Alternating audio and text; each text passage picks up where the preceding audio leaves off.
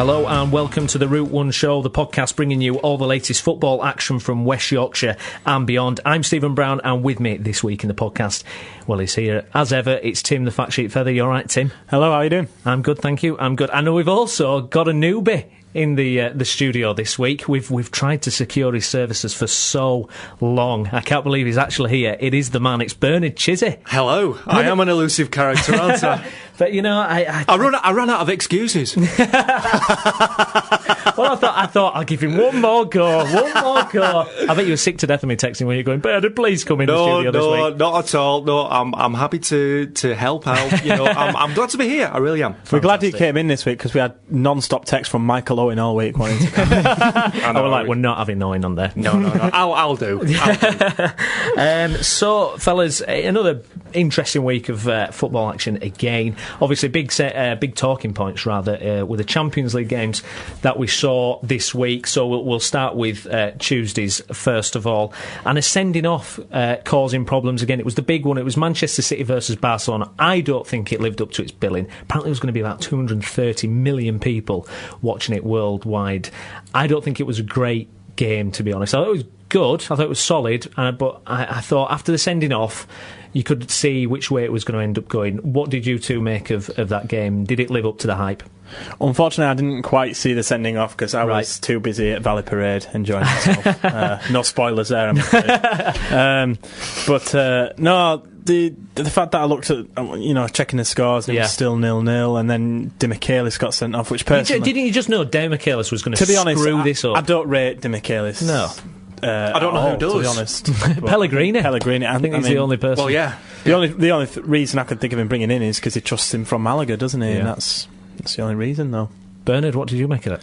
I think when you play against a team as good as Barcelona, you've got a dilemma. How do you play against these sides? Yeah. And I think the problem that Pellegrini that he had for that game was, well, I've got all these strikers at my disposal, but if we play the way we normally do against other Premier League sides, we're going to be absolutely stuffed. We can't do that. So he came up with that, I think, with a 4-4-1-1 formation. I also questioned the selection of Demichelis as well. But I felt initially, certainly during the first 20 minutes, Manchester City were extremely negative. They gave Barcelona too much space and time on the ball. Too much respect, wasn't there? Too much respect. And I think, in my opinion, you've got to rough up, intimidate your opponents, let them know they're in a game, and compact the space they have in front of them, make it extremely difficult. Of course, it's very demanding to do, but I think that's the only way you're going to stifle teams like Barcelona. And Manchester City, I think, achieved that to an extent until, of course, was it a controversial sending off? I think to an extent it may well have been, because Pellegrini was saying in his post-match interview that Navas was fouled. Why didn't the referee stop play at that time? Because if he had, Messi wouldn't have ran on goal, he wouldn't have been fouled, there would have been no sending off, and there would have been no penalty. No, true. Well, I agree with a lot of what you've said there. I think, Man City, if changing their approach compared to how they normally play was a mistake for me, because then they lose the emphasis, the players aren't as comfortable, etc. So moving on to Wednesday, we saw a similar thing, Tim. Arsenal versus Bayern Munich. Arsenal came out guns blazing, were terrific. Bayern Munich a bit all over the place, and again a sending off. It's changed it, and then you kind of expected Bayern Munich to kind of walk away with it, and essentially the tie's over now, isn't it, Tim? Yeah, I think, well, bar a miracle, really. And Arsenal are pulling one off, which, you've seen it in the Champions League before. It has happened. I had a joke about Demba Ba or something. Actually, he didn't even play for Arsenal. But for me, I think the sending off changed the game, and for me, I think the whole last man sending off thing, I don't agree with it. I think it's wrong. I don't. I think that it is, if it's a last man and it's a keeper that's done it, fair dues, you've got a penalty, it's already a goal scoring opportunity, you haven't stopped one, you're giving them one through a penalty. But my only thing about the sending off is, had two midfielders done that, and he'd taken out the standing leg of a midfielder quite harshly, like Szczesny did. He wasn't in control.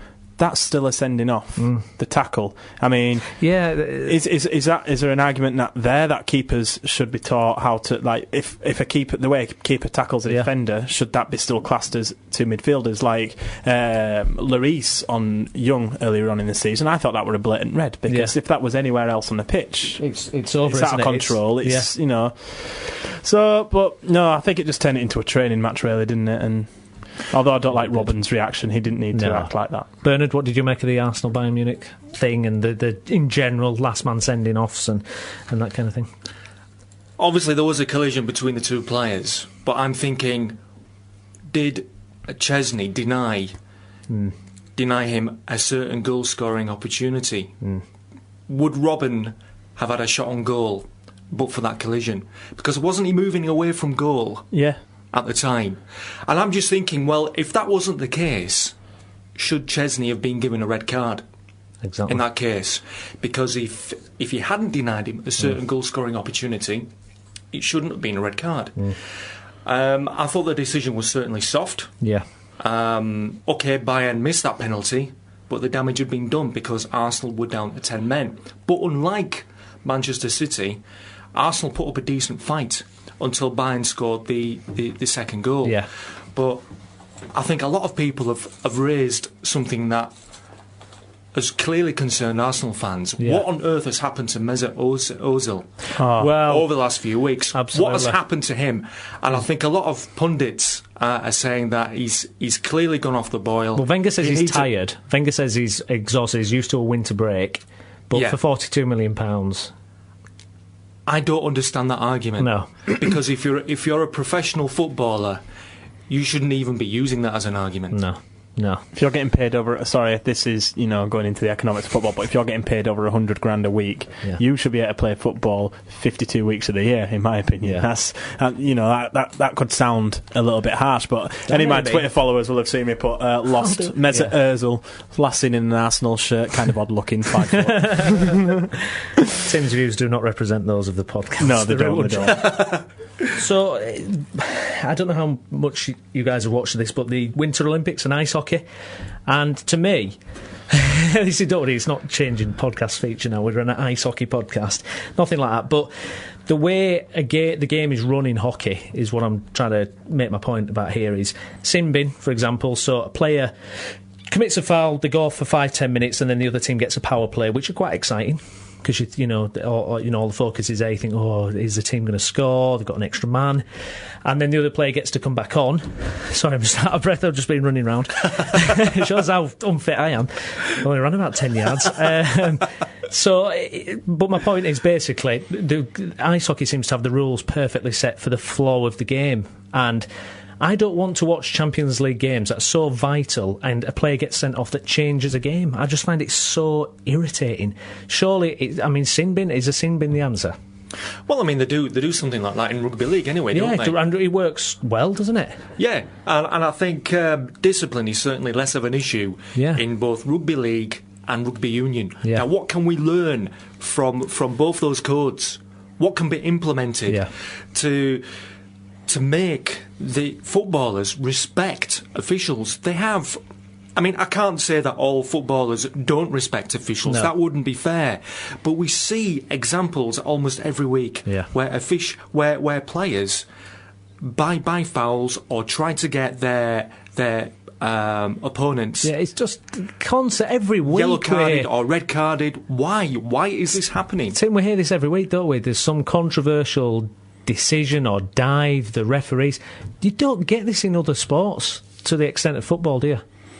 You don't, but you see, I went to university and had a rugby union friend up there, and he constantly said that football was full of divers. Yeah. And I said to him, I don't understand the code of rugby union enough to know how rugby union players try and con a referee. But I'm pretty sure they try and con a referee one way or another, but I don't know how they do it. In cricket, they play with the ball. That's how they try and con a umpire or whatever, change the flow of the game, which is illegal still. But I don't think sin bin's the answer.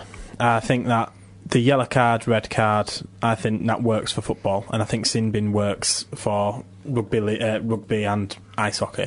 If there was two things I would say rugby has right, I know we're changing sports here, but I'd say the report thing. If a referee hasn't seen an incident, put them on report and let the action get that done later on, like the Lloyd Cremy Norwich thing. That was Bradford City the other week with Preston. Put them on report and then say, right, someone have a look at that and actually see what went on. Yeah, right, and punish players for doing the dive or the reaction of a headbutt or something. Yeah, punish them. Absolutely, there's no retrospective punishment for that. Yeah, I was going to raise 2 points. Yeah. I just hope I can remember them now. The first point is with retrospective action. Yeah. If a referee sees an incident, obviously from one angle only, why is it that retrospective action can only be taken if the incident isn't even seen? I don't quite understand that. No. Because sometimes it may need the disciplinary panel to look at something from more than one angle to understand the severity of the punishment. Yeah. And I just think it's ludicrous that, for example, a referee has seen an incident, is given the yellow card, but replays show it clearly should have been a sending off. Yeah. But because the referee has taken action, it can't be looked at retrospectively. And I don't really understand that. I don't understand it either, because a referee could be looking at an incident whilst running towards it from about 30 yards away. Now, that's different from being stood still 20 yards away from it, looking at it. Running at something at 30 yards and trying to focus on what's going on there, it's difficult. Yeah. And I think I do agree with you to a point, Tim, about sin bins. I think with games like rugby and hockey, I think it would work better. I don't think it would work so well with football. They're more compact. Imagine, say, 2000. I'll take you back to 2006 World Cup when Rooney got sent off against Portugal. Can you imagine if you knew Rooney was coming back on in, say, 10, 15 minutes?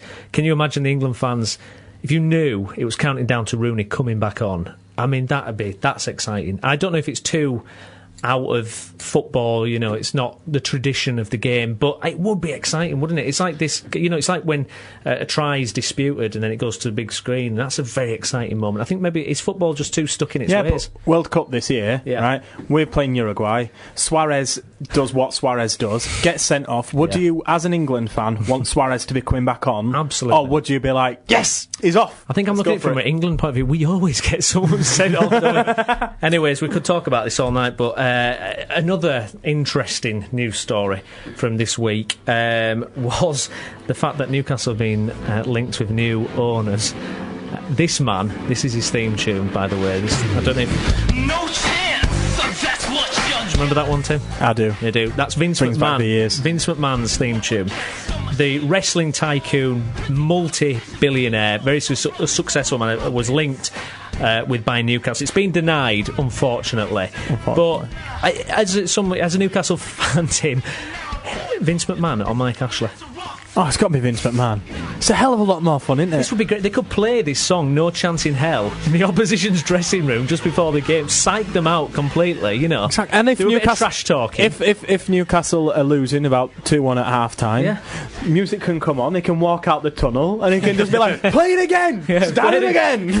You're fired! It's amazing. Just sack referees left, right, and centre. Or he's about to give a penalty, he just comes up with a steel chain, hits the referee on the head. That would be brilliant. One of my favourite, I was looking at the wrestling 11s. One of my favourite ones, Stone Cold Steve Stone. I thought that was a good one.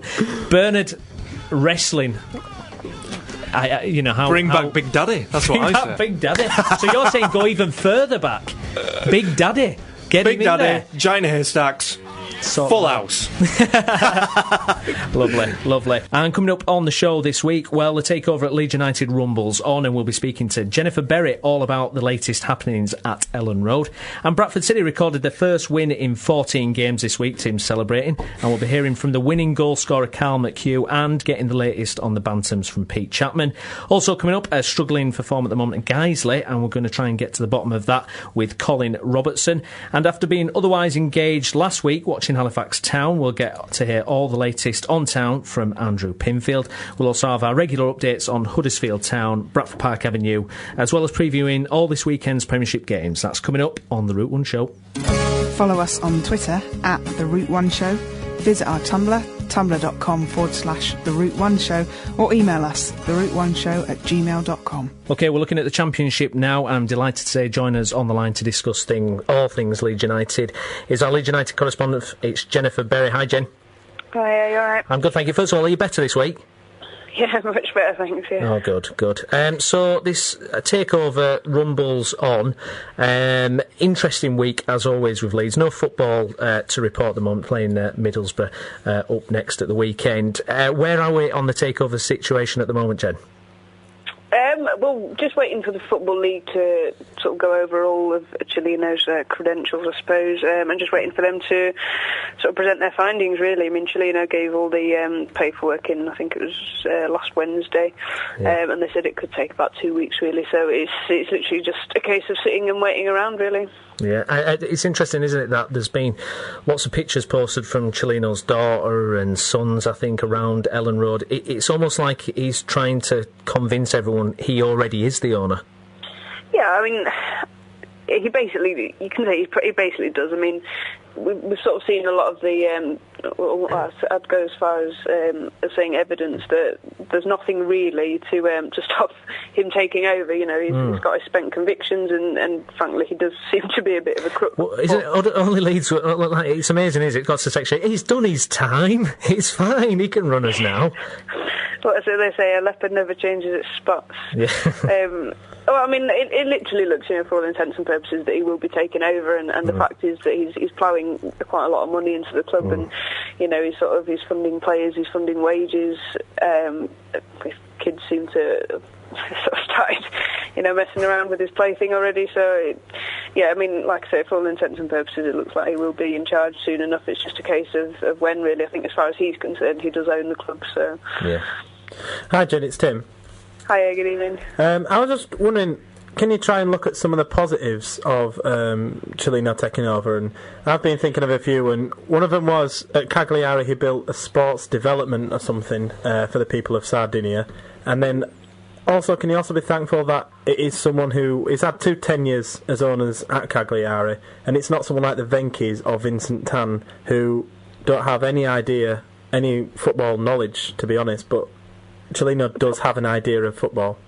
Yeah, putting all the negatives aside, and you know, personally, I do sort of err on that side of caution, I suppose. But yeah, like you say, he has football pedigree. He knows, you know, what it's like to build and own a club, and sort of build them up from nothing, really. And you can see how far he's taken Cagliari, and he's done some interesting things while he's been there. But I think the most black and white way to look at it, really, is that he's got money, you know, and that's something we haven't had since, you're going back sort of to Leslie Silver days, really. Exactly. It's been a long time, but the thing is, everybody's saying, well, you know, he's worth, you know, how many billions, but I think the fact is he's not going to put, you know, a ridiculous amount. It's not going to be like a sort of Roman Abramovich style spending spree. I think, you know, if the takeover does go through, if he does turn out to be owner and so on, I think he'll sort of be sensible about his investments. I think the only sort of flip side to that is, you know, what does it mean for the future of the people that are involved in the club, like Brian McDermott, you know, the people who are actually at the centre of rebuilding the club. I just don't know, to be honest. It's sort of a case of wait and see. It just seems to be a lot of waiting and seeing at the minute.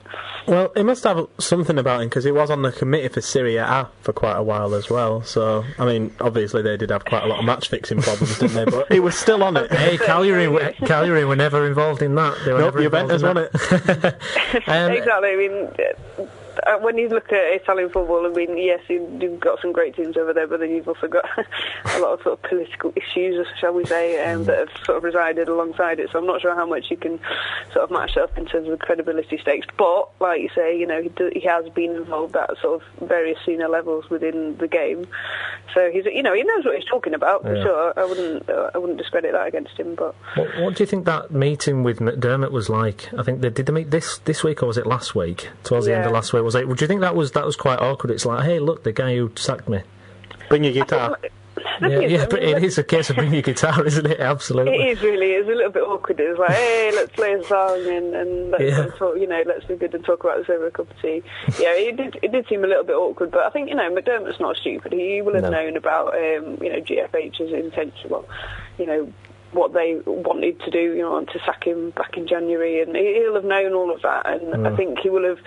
He's probably sensible looking at it. I want to be at the club, and I want to be there for the fans and the players, and I want to, carry on the job that I started, and I've got to sort of take a minute to say, well, actually, we'll maybe let that one slide, because it wasn't just Cellino for all intents and purposes. So, well, I did hear some kind of interesting murmurings after the Brighton game, and that was actually questioning McDermott. There was a few people saying, well, is he actually good enough? Is he sucking up to the fans? I mean, we were talking about this last week, and some fans were saying, just because he sucks up to us and blah blah blah, but is he actually the right man? Is he good enough? I mean, where do you stand on that? To be honest, I mean, I really like the bloke. I think he's the most sort of genuine and honest, and as a bloke, not just as a football manager. And it's something we've not had for a long time. But as much as I like him, he's not untouchable, and he's certainly not perfect. No. I think he's conducted himself in a very respectful manner. I think he's done exactly the right things. However, on the pitch, you can look at it from both angles, really. I mean, he hasn't had a lot of money to spend, but he has brought quite a few players in, and you look at the majority of the first teams, like 2/3 probably of the first 11 that he has actually brought in, and there are a lot of players in there that just haven't sort of lived up to their billing. But I mean, you look at like Simon Grayson, he never really had a lot of money, and he had signings sort of made for him by various people at the club, and a lot of his signings didn't work out. I mean, he had some gems, but he had some absolute horrors.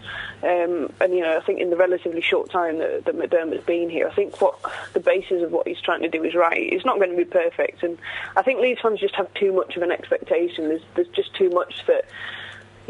We should be good at everything. And, to be fair, the players that we've got, I think we're sort of, we could probably be doing a little bit better. I wouldn't say, we should be knocking on the door of the playoffs or anything, but, I think we could be doing better than what we are, and we are too inconsistent. But at the same time, you've got to be realistic about the job that he's doing, and, well, wait till next season if he's still here, I suppose. Actually, Jen, hi, it's Bernard. I was just going to ask you, do you personally think that Brian McDermott is actually living on borrowed time, assuming the takeover goes through? I think he is purely on Cellino's sort of history of sacking managers, on a whim. I think he'll know that. He'll probably have thought quite hard about that, when he was sacked in inverted commas. I think. From a football manager's point of view, anyway, you've got a relatively short shelf life unless you're, say Alex Ferguson or Arsene Wenger. But I think that's probably a lot more of a sort of stark, message at the back of his mind that, one sort of prolonged slip and he is probably going to be out, and Cellino won't think much of it. And I think now that the sort of the furor that was surrounding him when he was sort of sacked has died down, and there have been a few games since where we haven't really sort of dug up any trees. I think it is sort of a more stark message for him now, so I think he will be thinking about that a lot more, and I think the fans will as well. I don't think there's going to be as much, they're not going to go as easy on him. It's not going to be a case of, well, we like him so we're going to support him. It's going to be, if we're not doing the job on the pitch, then questions will be asked.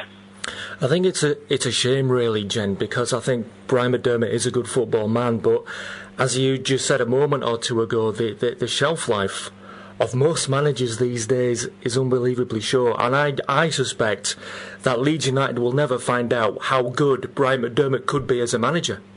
I absolutely agree. I think, Grayson, I think, was quite sort of lucky in some ways that he did survive for so long, especially under Bates, and he did get to the end of what he was sort of capable was. He was sort of found, he got found out, and he was sort of removed from that. But I think, I totally agree with McDermott, because I think the scale of the job that he's trying to do at Leeds as well is so vast that it's quite difficult just to sort of say, well, yeah, he's just not doing it on the match day. But when you look at the work he's done, the simple stuff like getting scouting system going again, the scale of the job that he's got to do is massive. It'd be harsh just to judge him on, he wasn't a very good manager. And to be fair, his background, as we said, was sort of within scouting and coaching. So maybe that would be a better role for him in future. But to be honest, he's such a likeable bloke, and he's conducted himself so impeccably that you want to see him given a chance. To be honest, and I know it ain't going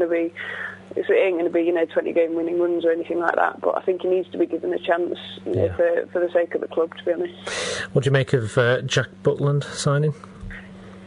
Surprised, to be honest. I think that's the first sort of big name, if you will, that we've gone after in recent years that we've actually managed to get. And I think Paddy Kenny's days have been numbered for quite a while. I mean, to be fair to him, he's kept us in a heck of a lot of games this season, last season. He's not a bad keeper. I mean, I'm not a particularly great fan of him. But, like I say, he has pulled off some pretty decent saves, but there are other areas of his game that have been called into question recently, and I think with the amount of goals that Leeds are shipping, I think the fact that he's injured is probably just a coincidence, and frankly doesn't say much about what McDermott probably thinks of like Alex Cairns and any of the youth keepers. But I mean, signing an England international ain't all bad. No, absolutely not. It's Middlesbrough up next. Now, they've only lost 2 of the last 11 games, but they haven't actually scored in over 8 hours of football. But, we're going away from home. What do you think there? What's your inkling into how that game's going to go, Jen? We're looking at the form. I think in the last 10, Leeds have won about 2, and Middlesbrough have won about 4 out of their last 10. Purely for the fact that we're away and we don't really play away. Middlesbrough are a bit stronger at home. I'd probably go for a very low-scoring draw, to be honest. And I'd say at this point, either way, we're not sort of going down. We're not really going up. So. No. It just sort of feels like a bit of a damp squib, and it sort of depends as well on what the takeover murmuring sort of happened between now and then. There's another young Irish striker as well who's going to be coming in. So I think the atmosphere will be good around the camp, but I can't see much more than a sort of low scoring draw. No, just final point on Cellino then. If he came in, he said that he'd buy the training ground and the ground. That would be that. Would that get most fans on his side, do you think? Yeah, very easily. I mean, without wanting to sort of criticise Leeds fans too much, we are an incredibly fickle bunch. And, for all... That's true, We're blockading the stadium. We find out it's got a bit of money. Come right this way. Exactly, we're not letting you out until you put some on the table. Yeah. No, I mean, for everything that Bates did and for even the most sort of ardent of his supporters, the fact is that he did nearly destroy us. He sort of stripped our club to the bare bones, and yet people still say that he saved us and that he was good for the club. That's the sort of the level of the thinking of some fans. So the fact that he's got money and that he's saying he will buy, the ground and the training ground is more than enough for a lot of people. So I think it will get plenty of people on side. But I've always said that you've got to be cautious. And it's the same with GFH. I mean, you look at all their good intentions that they started off with, and how many of them really came to fruition. The ones that did. With all respect, they were good things like building relationships and things, but they were things that didn't cost any money. So it's the proof is in the pudding, and I think it'd be great for the city and the club to actually be owning those again. It'd be less of a sort of cash drain on the club. He's still got to be wary as well. So absolutely. Now, on a separate point, did you hear about the Newcastle story this week about Vince McMahon possibly taking them over? Now, what we're doing is we're doing a little quiz basically, so we're testing all the correspondence on their wrestling theme tunes. Have you ever watched wrestling, Jen?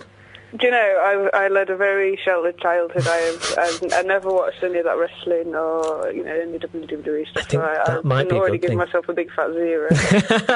Well, we'll go for it. Well, he's quite fair. I think there's actually only me and Tim sad enough to actually know any of these wrestling stuff, but we'll give it a go anyway. Have a guess. It's quite an old one as well, Jen. I don't know. You might not remember.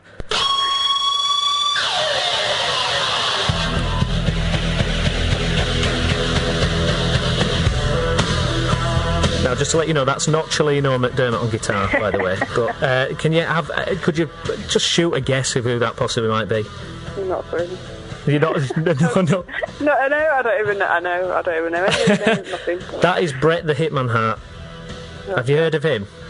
No. Oh, we really are a pair of saddos, Tim. But I couldn't. Googling. Like I say, a very sheltered child. I'll probably that's the best, I think. Jen, lovely to speak to you. Nice one. Take care. Bye-bye. Bye. There we go, confused Jennifer Berry at the end there. So, fellas, Middlesbrough Leeds up next. Typical bedlam at Leeds as usual. I agree with Jen in terms of a low-scoring prediction for the Middlesbrough Leeds. I've gone 0-0. What are you guys going for? I've gone for a 2-1. I think 2-1? I think so? Leeds. However, that's You've got a bit excited hearing that Bret Hart music, haven't you? He's gone for some goals. The only reason I'm doing it is because I think Ross McCall. Hey, if they're sharp shooting. That's terrible. What a terrible human being I am. Sorry, go ahead. If Ross McCormack is firing... Ross McCormack, sharpshooter. Hang on, we've got something We there. have got something. I saw Middlesbrough play against Bolton. Yeah. It was Karanka's first home game in charge. It wasn't enthralling at all. So How's Karanka doing in general? He's made them difficult to beat, which I think for a team who were in the position Middlesbrough were in when he took over, I think it was 17th, 18th in the league. I think he's doing a good job. Yeah. I think the first thing he wanted to do was keep them up, and then maybe next season he will. Steve Gibson will probably give him a bit of money and let him do. I mean, I think they sold Marvin Emenez, or he went on loan or something to Swansea. So we'll see what goes on with that one as well. But Bernard, your thoughts on Leeds United in this game against Middlesbrough? Bernard, are you a Leeds fan, by the way? Have we had this conversation before? I think no. I think I've been telling people you're a Leeds fan. No, I'd like to quash those rumours straight away. I do not support Leeds United. Well, that's a really, I don't ever want to be associated with Leeds United thing there. No, I'm not saying that. I'm not a Leeds United fan. Right. But I don't know about this because Middlesbrough, I mean, looking at their recent form, I don't think they've won in the last 5. No. But as you say, Tim, they're a much harder team to beat these days. And with Leeds at the moment, I mean, they pulled off that fantastic result against Huddersfield, didn't they? Yeah. 2 or 3 weeks ago. Followed that up with a good win at Yeovil. Then they went down at Brighton. So I think if I'm going to go for a draw here, I think it's going to be a 1-1 draw. 1-1 draw. Yeah. Lovely. Oh, in fact, let's just finish off with a bit of Bret Hart.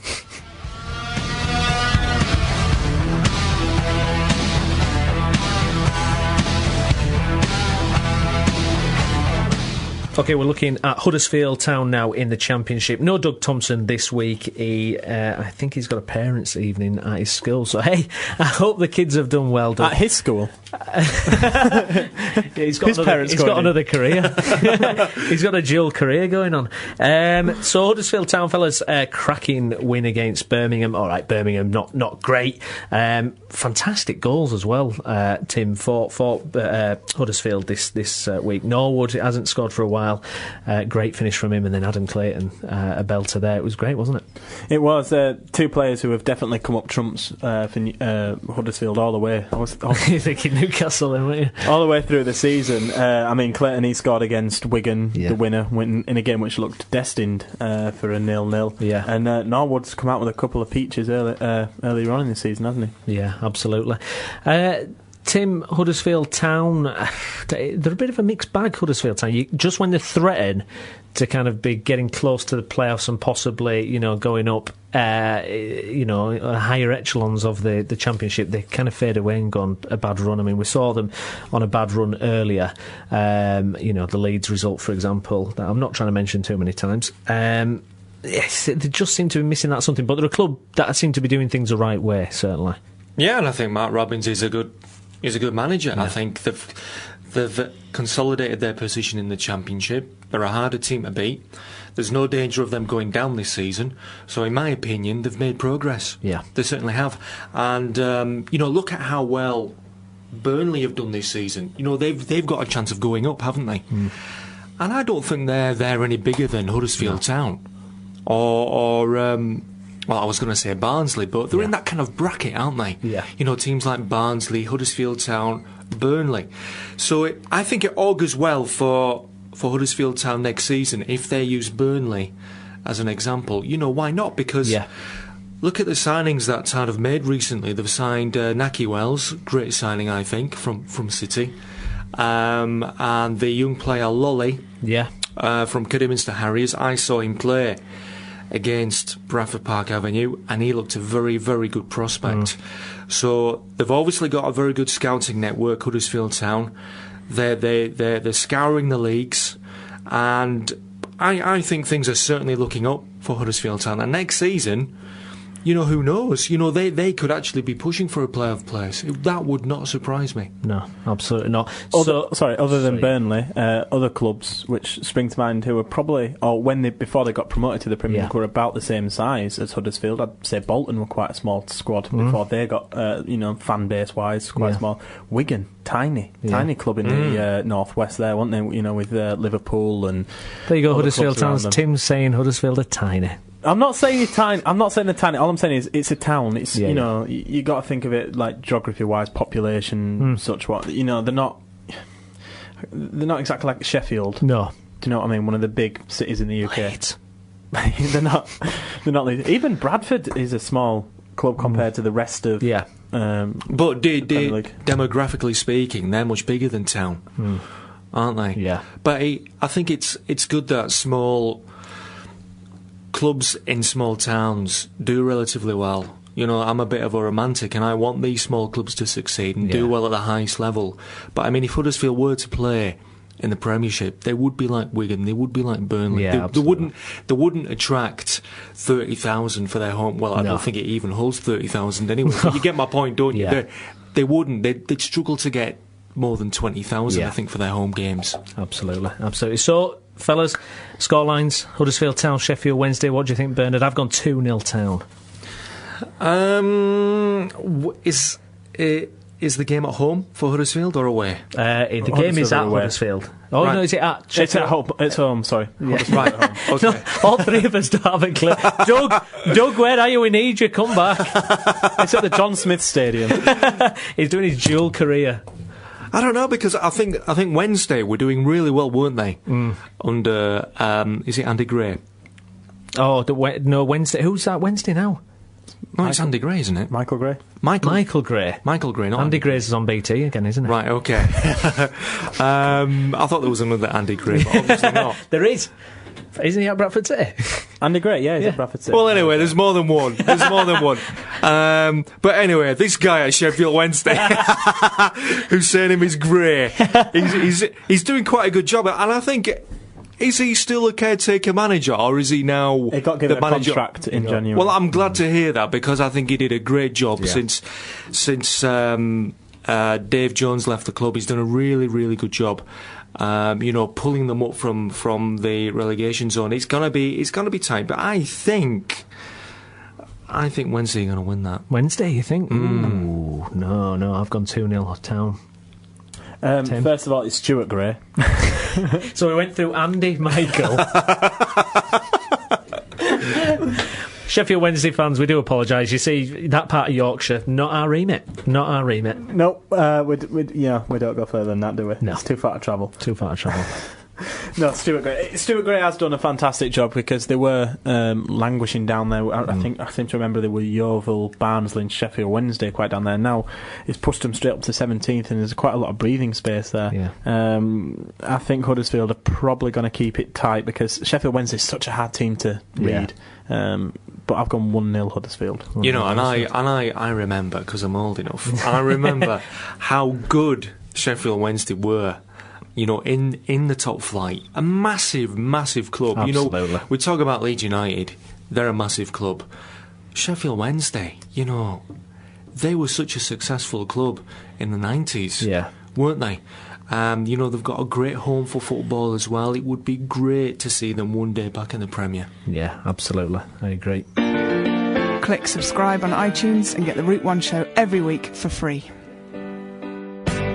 OK, now Bradford City ended a run of 14 home games without a win over fellow promoted side Port Vale this week. And our Bradford City correspondent Pete Chapman, he spoke to the winning goal scorer, Carl McHugh. I lost sight of it for a minute when I hit my head, but I was just happy I got a decent contact on. I was just happy it went in. So.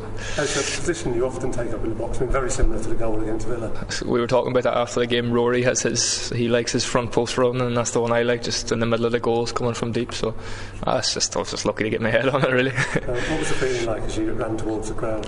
I think it was just a sense of relief, really, just a massive sense of relief, because the game had that feeling that especially, we had a lot of balls flashing across the box, and Ricci hit the post, and you're kind of thinking, oh no, it's going to be another one of these draws when we dominated the game so much. But so I think it was just relief for everyone involved, just that we finally got the win. So. And from a point of view as a defender, the concentration across the back fours was really good on Tuesday night, and you limited Port Vale to very few chances. Yeah, no, I thought that we defended pretty well, and again, it's been a long time since we had a clean sheet, and at the end of the day, that's what the defenders are judged on. It's not on how many goals you score, it's your clean sheets, and that's your bread and butter. So that was a massive positive to take out of it as well. So of course, left back, not the usual position, but you seem to cope very well with it. Yeah, I thought I did all right. I think I'll play anywhere just to get a game, and I'll give it my best when I get wherever I play on the pitch. So happy to get another game. Is that the thing? You haven't had that many games this season. You're pleased to just be out? Oh, delighted now. I'm in and around it now, whereas earlier in the season I wasn't really close to it, so it's been positive for me the last few months. I've kicked on a bit, and I've had some good games. There've been a few dodgy moments, but I've had some good games. So. And obviously you've been playing fairly well as a team over the last few weeks. The results just haven't been coming. Is there noticeably a different atmosphere after Tuesday night? Yeah, I think it's just good for everyone just to get that first one, get it out of the way, because as you said, there's not been a lot wrong with a lot of the performances. It's just that little thing hasn't really seemed to be falling for us, but hopefully now that can change, and we've got 2 massive back-to-back games at home, so hopefully we can kick on from there and put in another performance on Saturday. That's the key thing, isn't it, that Tuesday night just doesn't become just a one-off. Oh yeah, Jesus, at the end of the day you can't get too carried away. We've only won 1 game, so we have to keep going and keep putting points on the board, and hopefully we'll start with that on Tuesday or Saturday. Sorry. The benefit is, of course, you beat MK Dons at their place. Yeah, that was a great win for the lads away from home. So hopefully we can take the confidence from that and from Tuesday, and put in a good performance. I think that's the main thing, putting in a performance over 90 minutes and trying to sustain it, and you give yourself a good chance of getting a result then. So. Of course, it could be Reach's last game. It seemed you and him had a very good communication between each other on Tuesday. Yeah, I hope it's not. I thought it made my job a hell of a lot easier having him in front of you, because he's such a threat going the other way. He had their fullback and their winger worried about him, so it made my job a lot easier, and he works really hard to get back to help out as well, so I thought he was outstanding on Tuesday. Were you surprised in some ways how little they offered in attack?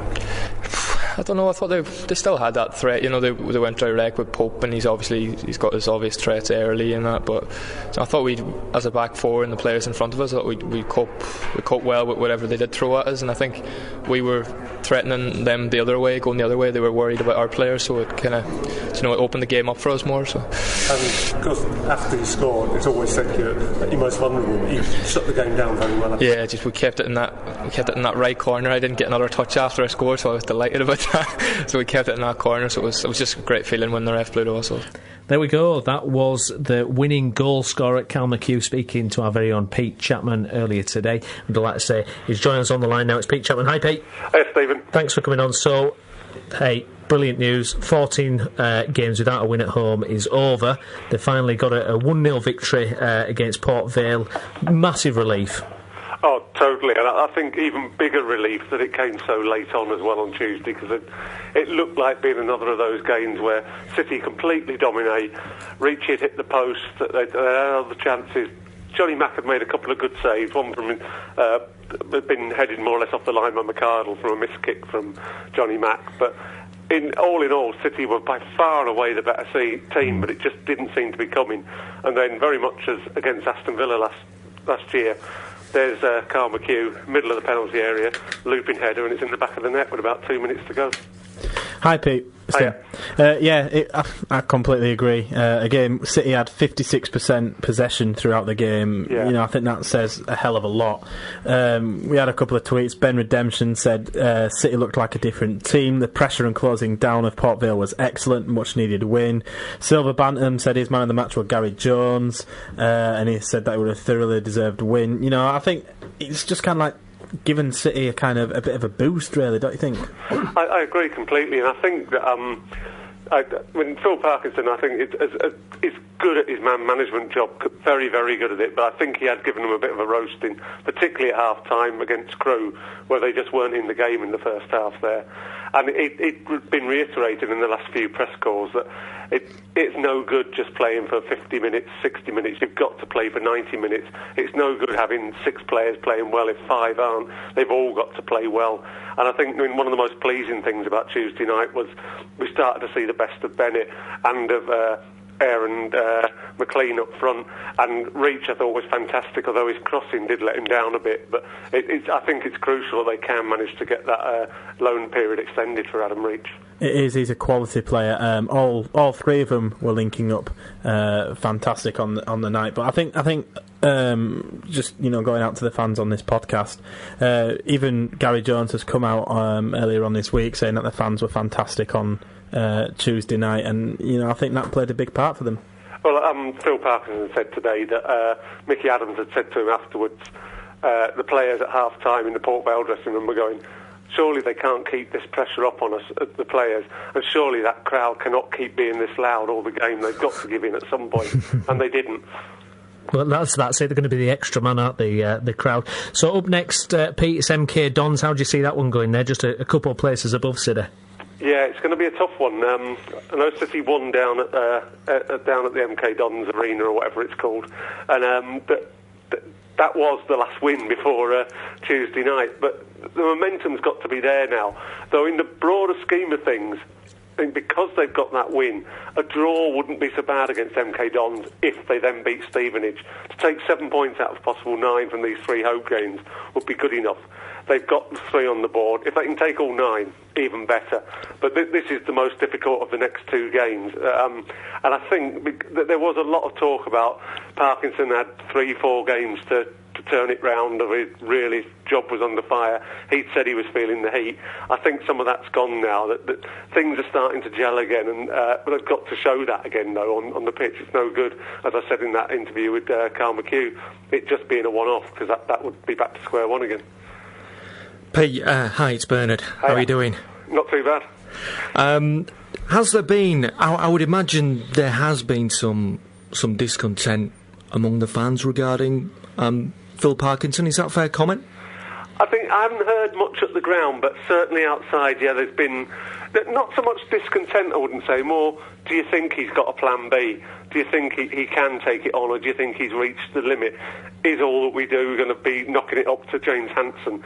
Is there any other way of playing? And I think on Tuesday night they started to see, yes, there are other ways of playing. Still, that ball to James Hansen is still there, because 9 times out of 10, 99 times out of 100, he will win a ball in the air. It's just what happens to it then. It's no good just knocking it long. He's on his own, which was the case for so much of last season at times. But on Tuesday night, Hansen showed something else. They were playing the long ball, and rather Hansen looking to flick it onto someone, he was looking to run onto it and play the Aaron McLean, Naki Wells kind of role, if you like. And he kind of brought it down and started controlling it a little bit more, which was fantastic to see from Hansen. I agree completely, and a surprising amount of pace. He was running their fullbacks ragged at times and really making them work to keep up with him, which you don't associate with James Hansen. I think they have had a think, they have had thought, right, teams are used to what we're doing. They're a small squad, we know that. And Phil Parkinson said last week, at this level, there's a lot more resources going into spying or watching other teams. And obviously, people have been watching Bradford City and they know how to play against them. So they are mixing it up a bit, I think, now. Fantastic. Now, bit out there, Peter, I think I might know the answer to this, but are you a wrestling fan? No. Have you ever seen any of the American wrestling? My son was very into it when he was younger, so I'm aware of it. Right. He had all the action figures and the ring and stuff. Because what we're doing, because Vince McMahon, who's the wrestling tycoon, was linked to buying Newcastle this week. Right. So we're having a little competition with our correspondents if they can spot what the theme tune is. Now, if you do get to answer this, you'll be leading so far, because no one's had a clue so far. So I'll play you a blast, Pete, see if you recognise it. You might do if your son was into wrestling, though.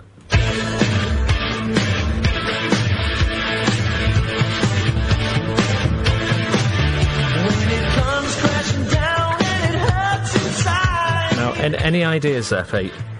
None whatsoever, really. Now that's Hulk Hogan's theme. Ah, right. Yeah, that's a bit before my son's time. He considered him an old man, you see. Stone Cold Steve Austin and... Oh, we should have done that. We had that one. We had that one on for Colin. Ah, right. I'm not saying the look-alike, but yeah, that's what we had it on. Right, Pete, lovely to speak to you. Thanks a lot, mate. OK, Take care. Later. Bye-bye, bye-bye, bye-bye. There we go. So, fellas, what do we think? Score predictions, Bradford City, MK Dons. I've gone 1-1. I want to put a win, but something's stopping me. You know what happens when you follow your heart, Tim? Sometimes it's right. Predicted Chelsea to win Newcastle and it happened. You did. You know what? I'm going to go for a 2-1 Bradford win. 2-1 Bradford win. Bernard? I think City will win. I think it's like that win must have come as such a relief. Yeah. For all the players, Phil Parkinson and the fans as well, because it's been such a long barren run. I think they're going to romp away with this. I'm going to put them down for a 3-0 win. Fantastic. Optimism. Can I just say about the tension thing? I was sat up at the top of the Kop where I'm sat just in front of all the people that were singing, and they started a new song actually, which was "We don't care about Leeds, we don't care about Huddersfield, all we care about is BCFC," which I think says a lot because there are some fans up there who sing constantly, "We hate Leeds, we hate this," and you don't want to wear that. No. You don't care. You want to get behind your team. And I tell you what, when Carl McHugh scored, it's like the tension had just exploded. And the whole place, I think, if you watch the highlights, you just see the stand and the camera shaking. And you know, sometimes, just that one win can do it. Help rejuvenate your entire season. So I'd like to see if they're going to recapture the kind of form they had right at the start of the season. Who knows what might happen? But the playoffs, I think they're too far out for the playoffs now, but you don't know. We did commentary together, didn't we, when Bradford City beat Northampton, Bernard? Did we? We did, sir, we did. I can't believe you forgot. I thought that was one of your career highlights. I can't remember.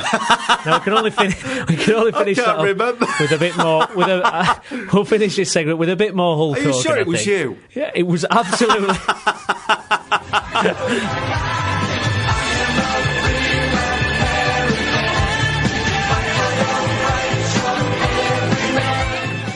Now, I'm delighted to say for all our Halifax Town fans listening, last week we couldn't have him on the phone because he was actually watching the game. It's Andrew Pinfield on the line now. Hi, Andrew. Hi, Steve. Hey, you're back on the show because last week you were otherwise engaged. Do you want to tell us what happened? Another away day performance that we'd rather forget, to be honest with you. We thought we'd snatched a point at the death when we didn't play particularly well. James Bolton's got a knack of scoring goals as a defender, and that was in the 93rd minute, and believe it or not, from the kick-off, Chester have gone down the other end, and it was a James Bolton, Matty Glennon error when they could have cleared the ball, and Chester have nicked it at the death. We didn't really deserve anything from the game, but when you score so late on, you think you've got an away point, and then that goes and happens. It's just demoralising. Hi, Andrew, it's Tim. Hi, Tim.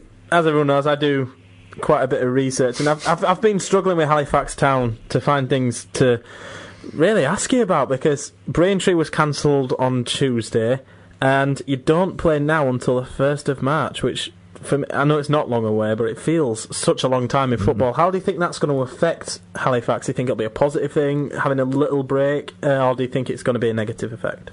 Well, it could work both ways, couldn't it, Tim? The thing is, last season, when we were in Conference North, at this stage, I think we had about 24 games left, and we had to pack 14 games into the month of April, whereas this year, it's the opposite effect. We've got all our games in, we've played them, and we've only got 13 games left. So, I mean, we're well up in our fixtures, and perhaps just having a bit of a rest at this time of the season might just kick-start us in the last few months, just to, I won't say push on towards the playoffs, because I think that's out of our reach now. We need to win 9 games out of 13, I think, to make those playoffs. So if we can end in a respectable mid-table position, I think it'll be a great achievement. So to answer your question, I think the rest will do the lads the world of good, and then when we play Tamworth a week on Saturday, we'll be raring to go. It seems so early to be talking about next season, but do you think next season Halifax will be looking to improve the away form for them then to make the push onto the playoffs? Because that's what's really hindered them this year, isn't it? Absolutely, yeah. The home record is second to none. The goal scoring, ourselves and Luton are at the top of the goal scoring charts. Defensively, we're conceding a few goals, so that needs looking at. But we do need to get a few positive performances, particularly away from home, and we have got 1 or 2 winnable games to come away from this year. We've got to go to Hyde, who have been the whipping boys in this division this season. We've got to go away to Hyde, and we've got to go to Welling, and 1 or 2 other places where we could nick a win. So if we can finish in the top 10, that would be a magnificent achievement, because don't forget, we're still part-time in what is a full-time league. Absolutely. It seems there is a bit of lack of news at the moment. Have you got any inside scoops for us, Andrew, you can reveal for us exclusively on the Route 1 show? No, I don't think. No, I think all things are very quiet when you're not playing games. You tend to look at things, and obviously the transfer window closing at the end of January. You're not going to get much activity. No. So the only things we can report on really are like injuries and what have you. So Danny Loy, he's back in training. He's missed a good 3 or 4 months. Ryan Toulson is in the same bracket as well as Danny Loy. 2 experienced defenders at this level who have been missed. So they're on their way to recovery. So hopefully in the not too distant future we'll see them 2 back. Absolutely. Now finally, did you hear about the story of Vince McMahon, the wrestling tycoon, potentially taking over Newcastle United? I thought you were going to say I was going to take over Halifax Town. That would have been a good sort. That would have been all right, wouldn't it? Yeah. If you could reveal that on the show, that would be great, Andrew. That would be amazing. But what we're doing basically is we're doing a little quiz with all the correspondents. Have you ever watched wrestling, Andrew? The American one? No, I know Big Daddy and Shirley Crabtree. Yeah, see, that's what everybody's been saying. Yeah, because what we're doing is we're playing some wrestling themes, and if the correspondent can get it, then they get a point. So far, nobody's got anything, so there's an opportunity to win this, Andrew. I'll play you a little bit, see if you can get it by any chance. Although from what you've said, I'm not sure you will. But here we go. I think I'm cute. I know I'm sexy. I've got the looks. I mean, personally, I think that should be our theme before you come on anyway. But any ideas, Andrew? Not got a clue. No. Clue now. Never mind. Andrew, great to speak to you. Cheers now. Thank you very much. See you later, Andrew. Bye. Bye-bye. There you go, Tim. Another correspondent who's never watched wrestling. It's just me and you, I'm afraid. Shawn Michaels. I make them hot. I make them shiver. Their knees get weak whenever I'm around. They see me walk, they hear me talk. I make them feel like they're on cloud 9. Just a sexy boy. OK, we're having a look at Guiseley now, and I'm delighted to say joining us on the line is our Guiseley correspondent. It's Colin Robertson. Hi, Colin. Hello, Colin. Hello. Oh, I thought we'd lost you there for a second, right at the start, which wouldn't have been great. Are you up to something exciting by any chance? No, I'm just getting ready for playing 5-a-side. 5-a-side? Oh, is it a big match? No, first one of the new season. First one of the new season, fantastic. Hopefully we can put the aberration of the last one behind us. Was it a bit of a bad season, Colin? Yeah, not great. Not great. Dear. Well, speaking of bad seasons, although not bad overall, but recently anyway, Guiseley not on a great run of form at all. What has happened? Why is this? I mean, we touched on it a bit last week, but it didn't seem such a problem. But there's a bit of disgruntlement. Why? What's happening? Oh, I don't know. I mean, I wouldn't say disgruntlement exactly. We've had another bad result this week in the County Cup. Yes. Ecclesfield's obviously a team that's good 2 or 3 divisions below Guiseley at the least. But, you know, in the County Cup, we play a mixture of academy and fringe players in the squad, to be fair.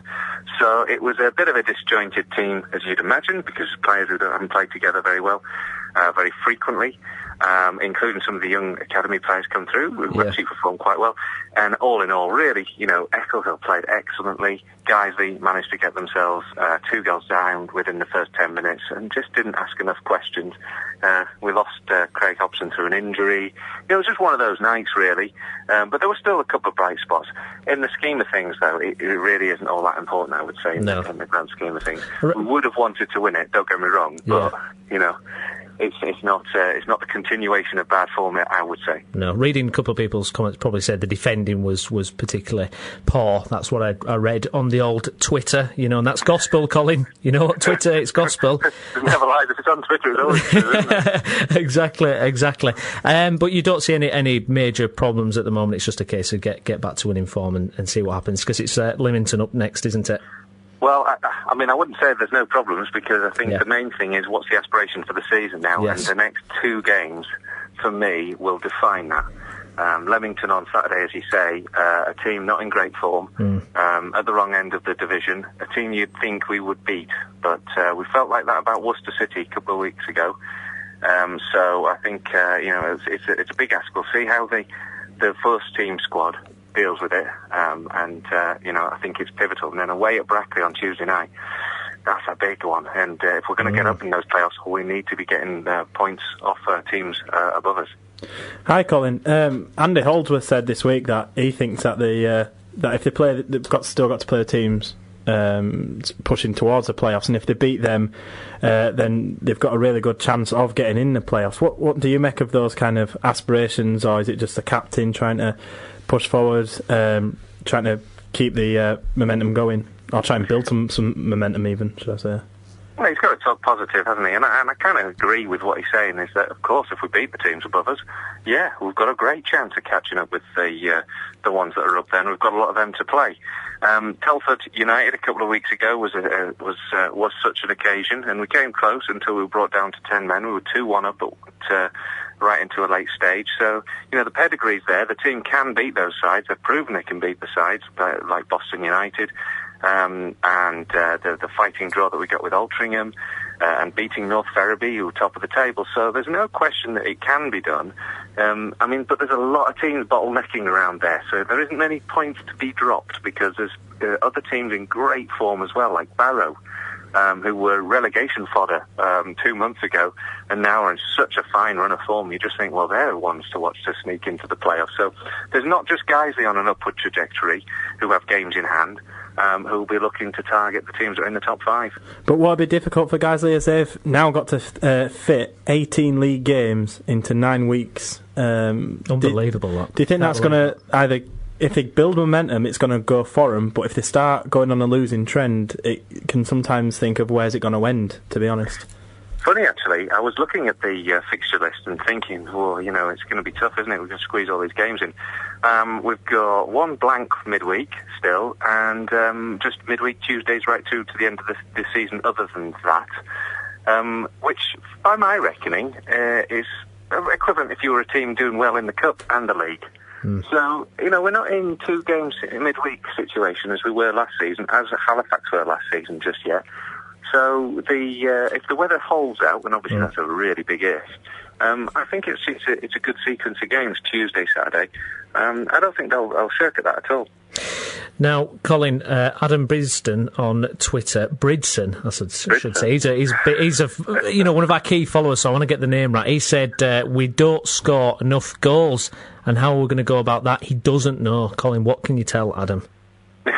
You've got to answer this, Colin, now. There's a lot of pressure on this one, please, or we're going to lose Adam's follow. No, trust me, I think Adam knows perfectly well that we've brought plenty of strikers in recent weeks.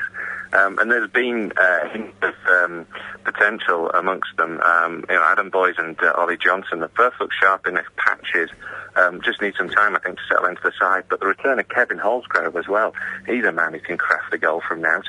It's just an absolutely exciting prospect to have back in the side, I think, alongside some of the players we've got. And, of course, Alex Johnson, who just has been badly needing some support, some time off field as well, to be replaced by somebody who can get goals too. So I actually think, if you look at our lineup, it's really attacking. Actually, deeper now, as we saw with Worcester. I think they'll defend. We'll see teams that will set about to defend against us, but I have no great concerns about getting the goals at the moment. Colin, hi, it's Bernard. Hope you're well. Hi, Bernard. Are you right, mate? I'm not too bad. It's just a shame, isn't it, Colin? Because up to Christmas, Guiseley were playing so unbelievably well. And because of the weather, it's really affected their form, in my opinion. What can be done about the state of the pitch if the weather doesn't improve over the next few weeks? Colin loves this. Colin loves these pictures debates, don't you, Colin? I tell you what we should do is just tear it up and put 3G down, eh? Yes. No, I mean, it's been unprecedented, the amount of rain that we have had in this region. and in this country. As you know, it's the wettest January on record. It's a problem that's going to continue, and I think that's a sort of, not just for Guiseley, I mean for the whole of the country. In my view, we're going to continue to see these sort of problems that challenge us, and of course that means that we'll have to deal with it and cope with it as a football club as much as anything else. I think, you look at the pitch, they're doing so much work on it midweek. They've just been quite unlucky, actually, on a couple of occasions, which, you wouldn't necessarily have thought had the games got on, but we'd had such a bad run of postponements. But it's been a case of speak to AD on a Friday night, and he says if it was today, it'd be playable. And then there comes a spell of rain, which is heavy, and it just tips it over the balance. And with the water table just as high as it is in so many areas, unless you've got exceptional investment in the pitch, which I know, we're hoping to do an investment in the pitch and the ground generally pre-season, subject to planning, you can see the benefit that some clubs have had. Harrogate had a woeful time last year. They got the drainage sorted, and I can't think of postponements that they've had recently.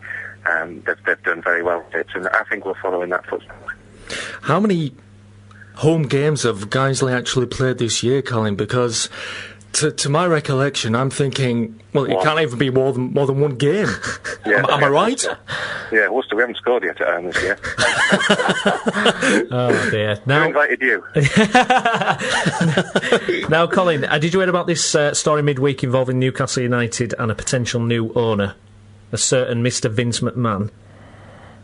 Right. That says it all. That says it all. Are you familiar with wrestling at all, Colin?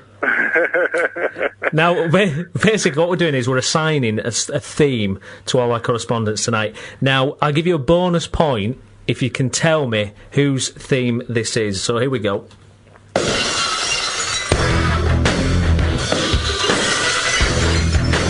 Colin, any guesses? No, not a clue. Have you ever watched wrestling? No. Fantastic. Listen, last time I watched wrestling, it was a Saturday afternoon in blooming Giant Haystacks. Was doing it. Thank you, Colin. That's exactly what Bernard said. Yes. Just blank and when Big I mentioned Daddy. Vince McMahon, etc. Colin, great to speak to you. Best of luck at your five-a-side, mate.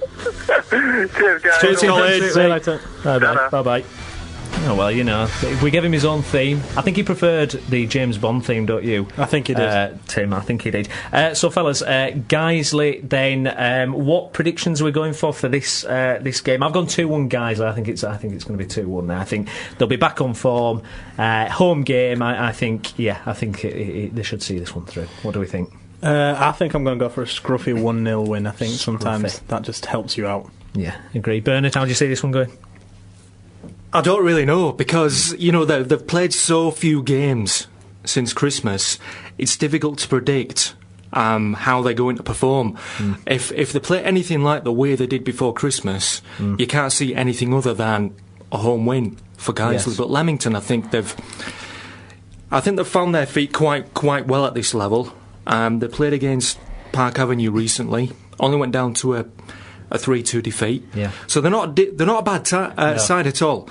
I think Guiseley will nick this, possibly by a single goal, and they need to build up that momentum again, the momentum that they lost over the last few weeks because of the weather. But of course, if it rains again between now and the weekend, are they even going to play? No. Well, that's it exactly. And if it gets another one that gets postponed, well, because what a nightmare. The backlog at the moment is bad enough. Yeah. What if they have a few more postponements? It's going to be horrendous. They could be playing 3 games in a week. And there's no way. And that's not going to do. And that isn't going to help their promotion push in the slightest. No.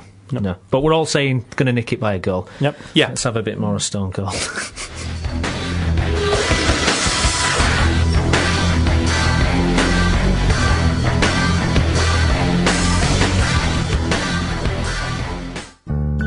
You're listening to the Route 1 show, covering football in West Yorkshire and beyond. Right, we're having a look at Bradford Park Avenue now, and we've got a Bradford Park expert in the studio with us, Bernard. Bradford Park Avenue expert. You do commentary, don't you? Frequent commentaries on BCB, as I do sometimes, and Tim has done a couple of times. Once. It was a good day. Well, it won. They lost. It was you two together, actually, wasn't it? Yeah. So reunited, that's okay, isn't it? It is, yeah. Yeah, we were United at United, weren't we? We were. Reunited didn't feel so good. Is that right? You're not asking. Don't be us so to say It's like that. Martin Tyler and Don Goodman. That's how good we were. So at the moment, then, Bernard, how are things in general for Park Avenue? It's a bit, win, loss, draw. It's all over, isn't it? It's mixed, and it sums up their season, to be honest. Yeah. They're mid-table. I think they're something like 15 points off the playoffs. I think their season's finished, to be honest. In that respect, I can't see them pushing for the playoffs now. They've played 28 games now, so they've got another 14 games to go. So unless they go on an unbelievable run and win, say, 10 or 11 of those games, it's out of the question. It's not going to happen. It's not going to happen. I think, though, that John Deasy has, in my opinion, is already making plans for next season. Yeah. Because since the start of the year, they've brought in, I think, 6 players now. I think 2 of them might be on loan, but there's been a lot of activity. It needed freshening up. I think their squad looked a little, not tired, but very, very threadbare. Certainly threadbare. They've had problems with injuries, suspensions, discipline has been an issue. They're missing their key player, Alex Davidson. He won't be back for many more weeks. He's been their most improved player this season, in my opinion, and I just think now that they're consolidating their position, finish mid-table, or hopefully finish with a bit of a burst, and the next season, let's see where they can go then. But I think the damage was done when they went on that 5 or 6 game run where they didn't pick up a single point. And at that point, they tried to address that issue. Bringing in these new signings, and I think it has had some success, but it's too late now. They're not going to finish in the playoffs. No. Tim, they've signed Ashley Timms, and DC seems pleased with that. It gives them a bit more challenge for John Lamb, doesn't it? In net. Yeah, I think John Lamb came in for a little bit of criticism during the middle of the season. There were a couple of mistakes that he made, but seems to have ironed them out and not done too badly. But I think they need that extra keeper in there just to keep it fresh and keep it, keep them fighting for that position. And Timms seems really happy to get going and says can't wait to get started. Yeah, it's not good for any player to be too comfortable, is it? No, to know that you're going to play every single game. And I was a little surprised when I first saw the story. Park Avenue have actually signed a keeper. I was a little surprised. Yeah, but in a way I shouldn't be, because he needs competition all over the pitch. And, the goalkeeping position isn't less important than any other position. Does it always work, though? Because, surely goalkeepers are about consistency. I remember Joe Hart and Shea Given that didn't really work at Man City, did it? Does it always work, that competition in goalkeeping terms? Well, I think if performances have been an issue for John Lamb, it may not be such a bad thing, because he may then think, well, look, if I have a bad game, I've got someone to step in now, so I've got to raise my level, knowing there's someone who could take my place. Yeah. So that could make such a difference. And I think by signing another goalkeeper, that says to me that John Deasy is already thinking of next season. What would you make of it, though, with, for example, John Lamb? He knows that he's going to be playing week in, week out. If, for example, there was one game where he didn't feel comfortable or up for playing, he would be able to then, not have to go on, not feel like he has to play, if you know what I mean. Like he can say, look, Gaffer, I'm not feeling too good this week. I think at Park Avenue, Dermot McMurray has normally been, he doesn't feature much when the team is given before a match, and I think he's the goalkeeping coach at the club. I think Chris Bell, who commentates on we should say he's on a holiday or something. Yeah. Where is he, by the way? Chris, what are you doing? I saw him tagged in a photo on Facebook where it seemed to be at some kind of X Factor place. Oh no, that was last week. Got Talent. That was last week before the Altrincham game. So he's not still down there, is he? I don't know. Hobnobbing about Chris Bell around the country. We don't know what he's up to doing. Or maybe he was auditioning himself. He's fed up with his Bradford. He's fed up with his Bradford Park Avenue lack, isn't he? He's got stars. Now, in his eyes, would you see him as a singer or a stand-up comedian? I don't know. It's hard to say. Maybe he's got a dog that can do some tricks. We don't know. Maybe he's commentating on ant racing. Or a wrestler. Absolutely. How did we get onto that, by the way? I don't know. Sorry, I interrupted you, didn't I? So, Bernard, Workington, bottom of the league. Yeah. Surely it's comfortable 3 points, isn't it? I don't know. No, I don't want to argue with you. Well, no, I do actually. But Workington pulled off a very good result against Brackley in the last game. Away from home, they got a point. Prior to that, they lost their last 4. They look in deep trouble now. Workington Town, and I remember last season, Park Avenue absolutely battered Workington up there. In Cumbria, 7-1, I think it was. You just don't know with these things, do you? No. Because Park Avenue, they're having problems with the weather. The pitch is atrocious. Yeah. John Deasy said the best thing you can do with that pitch is blow it up. Yeah. Because it's diabolical. And I think if it wasn't for the state of that pitch, guys, Park Avenue could have been higher up in that league. Because it's no coincidence. Style of football having new players. Well, it's no coincidence that they've won more games away from home. That to me is no coincidence. Yeah, absolutely.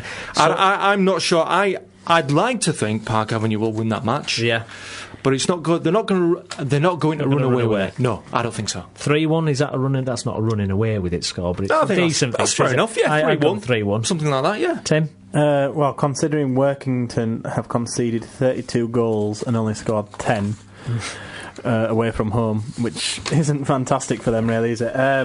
I've gone for 2-1 Park Avenue. I think, again, I don't think it's going to be ideal conditions on a Saturday. 2-1 Park Avenue. Lovely. We'll wait and see.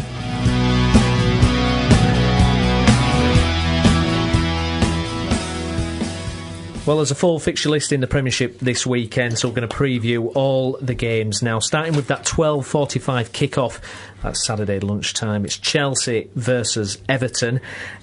So I thought after Chelsea beat Man City, Chelsea were not going to steamroll the rest of the season, but they were looking pretty much favourites then. But then that draw against West Brom, a few questions arising there again, and Everton coming in with their good form and having a good season overall. But I still fancy Chelsea. I've gone 1-0 Chelsea. What do we think, fellas? I've gone for 2-1 Chelsea. Can't really see it going any other way. I can. That's why you're here. Yes, that is why you're here. 1-1. 1-1. Why? Why? Because Chelsea weren't very convincing at West Brom. No. I mean, they threw away. Well, they dropped 2 points, didn't they? They allowed West Brom to get that late equaliser. When I saw Chelsea beat Man City, I thought, they look like the team to beat. Yeah. Because we all know how tactically astute Mourinho is. He is the shrewdest man. The shrewdest manager in the Premier League. But Roberto Martinez has done a wonderful, wonderful job at Everton. And I think they're more than capable. The way they play football, I can see them not only scoring a goal, but getting a point. Yeah. 1-1. 1-1. There we go. Arsenal in action against Sunderland in the first 3 o'clock kick-off. Arsenal got battered by Liverpool in the last league match, but then, turned it around in the FA Cup, beating them there. And they played well against Bayern Munich this week, but we've already touched on it in the start of the show about Ozil and various other factors. I still think they're going to have enough against Sunderland, though. I've gone for 2-1 Arsenal. What do you think, Tim? I've gone 2-0 Arsenal. Basing the 0 on the fact that Arsenal have not conceded Premier League goal for 7 hours and 36 minutes at the Emirates. So that's Opta for you. And you're going to litter this segment with various Opta. I'm going to see how well I can work them in. Very good. So how many passes do you think Arsenal will have? I didn't get that one. Get that crystal ball out. So I agree with Tim, by the way. 2-0 Arsenal. I think every time they come up against a team near the bottom of the table, you can almost anticipate the scenario, can't you? Yeah. You know, Arsenal will dominate possession. Yeah. It may take them, say, up to an hour to break the deadlock, and then once they do that, you can see them just scoring another goal and killing off the game, 2-0. Absolutely. Cardiff in action against Hull. Hull done tremendously well, haven't they, really, this season overall. Cardiff obviously struggling. Solskjaer's come in. You know, I wasn't sure if it was the right move for Solskjaer, to be honest, with, you know, how tumultuous it is at that club. I've gone 1-1 there. I'm totally sitting on the fence with that one. Yeah. What about yourself, Bernard? So am I. Yeah. I'm sitting on the fence as well. Painful though it is. Some people like to sit on the fence because they enjoy the sensei. Well, look, if it's right, you know, they can't argue about it, can they? No. But 1-1. Yeah, Hull City. yeah. I agree with you. I think they're having a wonderful season. I really hope they stay up. That'd be a good point. I think with Sean Long and Jelavic, two great signings during the transfer window. I think for that reason alone, I think they'll stay up. Yeah. Cardiff, they've made a few signings during the transfer window. My concern is, though, when you try and bring in so many players at once, you almost expect them to hit the ground running. Although Zaha, for me, is impressed. And I think they will have a chance with him at the club. But I just think they'll cancel each other out, and I'm going to go for a 1-1. 1-1, fair enough. Tim? I've gone for a wacky Cardiff win. A wacky Cardiff win, what score? Vincent Tan will be taking his shirt off and swinging it above his head. I've gone for Cardiff 3, Hull 1. Because Cardiff have pulled off some odd results, some anomalies, you know. Yeah, true. So I've gone for 3-1 Cardiff. Fair enough. Manchester City against Stoke City. Manchester City, they'll be smarting after that loss against Barcelona earlier in the week. I can't see Stoke getting anything with their away form. Manchester City 3-0 for me. Bernard? I think it's going to be tighter than that. I think Stoke could score. Wow. They've improved a lot, I think. True. Even while they were struggling for results, you could tell that Stoke were improving almost on a weekly basis. You know, and they've pulled off some great results, you know, in recent weeks. They beat Manchester United, you know, going back even further, you know, they were involved in that great 8-goal thriller against Liverpool. I don't think Stoke will go down. I think their away form has always been... That's the problem, isn't it? It's never been great, has it? No. You know, as long as they've been in the Premiership, it's never been great. I just think that Man City are going to have a bit of a hangover, you know, that awful cliche, you know, they're nursing a hangover after their, you know, exploits in Europe. I still expect them to win, but it's not going to be vintage Man City. No. And I think, for that reason, it's going to be a 2-1 home win. Fair enough. Going on the back of what Bernard says about Stoke, 385 passes per game they've averaged. 62 more than when they had Tony Pulis, so he asked about passes. So he has improved them, but I think if they play like that the Etihad, it's not going to go that way, so I've put 4-0. Lovely. I'd like to meet the people who actually count the passes during the games.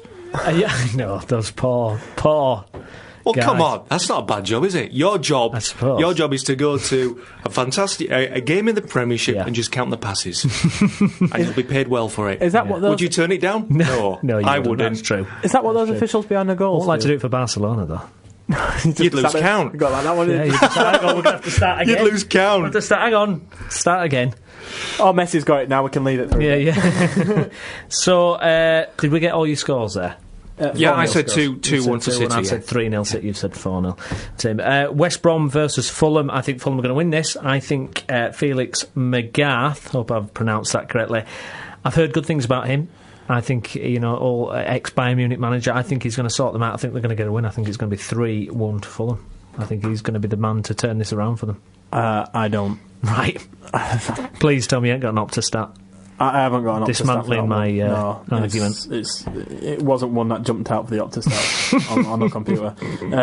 I've gone for a 1-0 West Brom. I think Pepe Mel will have them tactically organised, but I just don't think Fulham are good enough this year. No. I think, you know, their time's up. I watched Match of the Day right at the beginning of the season. Harry Redknapp said the balance of the squad isn't there. Yeah. You know, but how many times have we seen teams, Bernard, written off this? Sunderland were written off a few months ago. Crystal Palace were dead and buried.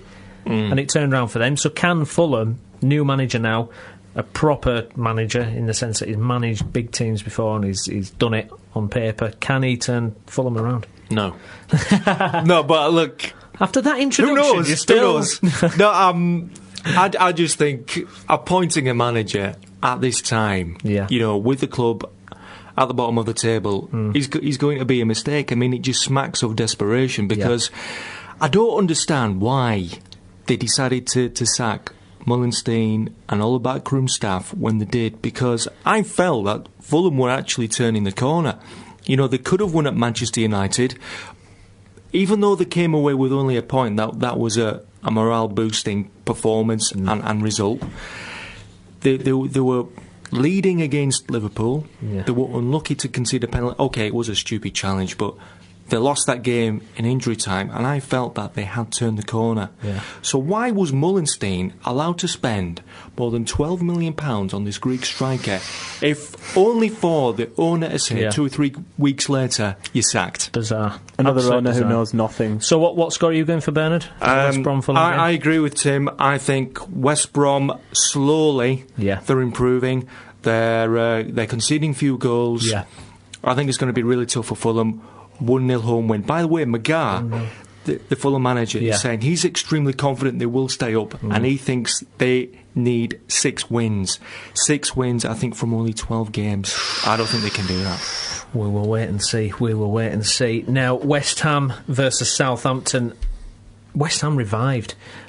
Again, I mean, they looked dead and buried, didn't they, before? And Sam Allardyce was, you thought, must have been close to getting the boot, but he's got the duo back. Nolan, Carroll have come back into the fray. And interesting Newcastle what's happened with Ravel Morrison. He's going on loan to QPR, hasn't he? But West Ham looking rejuvenated. They should be okay. I fancy them to do Southampton this week. I think 2-1 West Ham.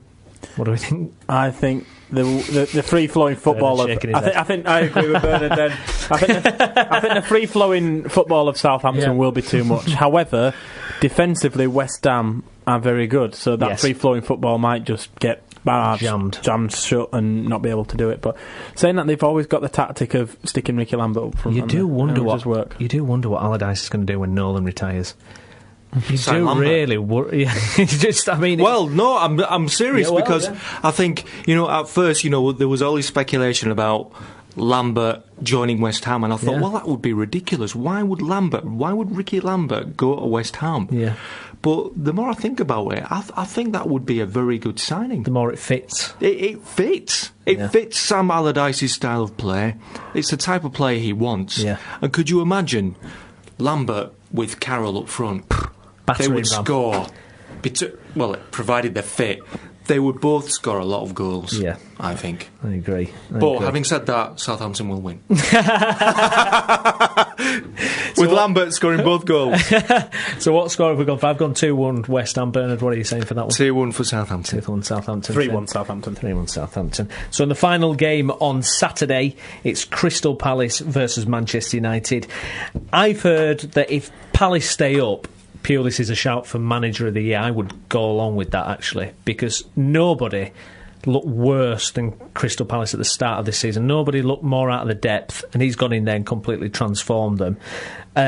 First of all, Bernard, what about the shout for Tony Pulis as Manager of the Year, and what about the game against Manchester United? I think Pulis has done a brilliant job, because I think at the time he took over, people were saying, well, are they going to get the worst points tally of any Premiership club? Are they going to have a season like Derby County had, when I think they only amassed 11 points during the entire season?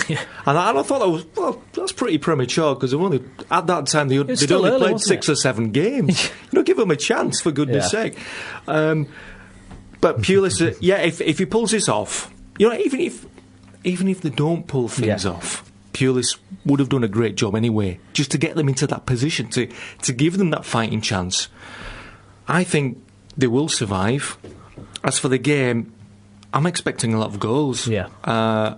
Although I think Man United will just edge it 3-2. 3-2.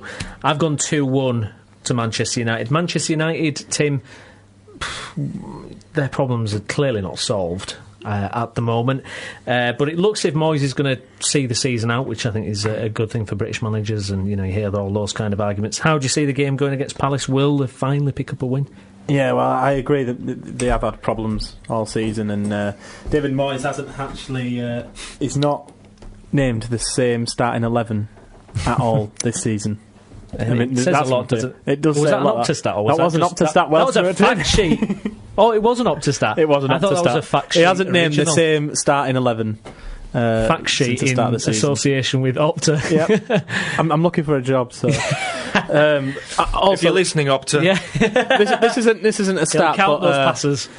I watched a BBC video. KTB predicted 3-1 Crystal Palace, right? But I've gone for 2-1 Man United. Yeah, I've gone 2-1 Manchester United as well. Moving on to Sunday, Liverpool versus Swansea. Bit of a mess with Swansea. Laudrup has said he got sacked by an email. Doesn't seem, a very particularly nice end to his reign at Swansea. It's bizarre, a year after winning your club's only trophy, you sack the manager. Very strange. He says he didn't get any of his transfer targets that he selected for the club, so who knows? It's a bit of the always, the arguments after someone's left. I think Swansea, they'll do okay, mid-table, I would suspect at best. I think 4-1 Liverpool. I mean, Bernard, Swansea, touch on the Laudrup sacking. Where did you stand on that? I was really surprised, like most people, because, I think in their, before the appointment of Michael Laudrup, Swansea hadn't won anything. No. And then they beat City in the League Cup, obviously, last season, and we thought, what could Laudrup do next? Yeah. They're in the Europa League, but again, it's like a curse. The Europa League is almost like a curse. Absolutely. It's happened to AVB, it's happened to Laudrup. If you're successful enough as a manager to get your club into the Europa League, you could be out of a job within 6 to 8 months. Yeah, it's ridiculous, draining, isn't it? It's such a people it's hate like it. You practically hate the Europa League. You're a victim of your own success. Yeah. But I don't I really don't understand. These days, most Premiership clubs have got massive squads. Yeah. Why can't they? And they all rotate, don't they? Swansea, Spurs, they rotate their squads every time they play in the Europa League. Yeah.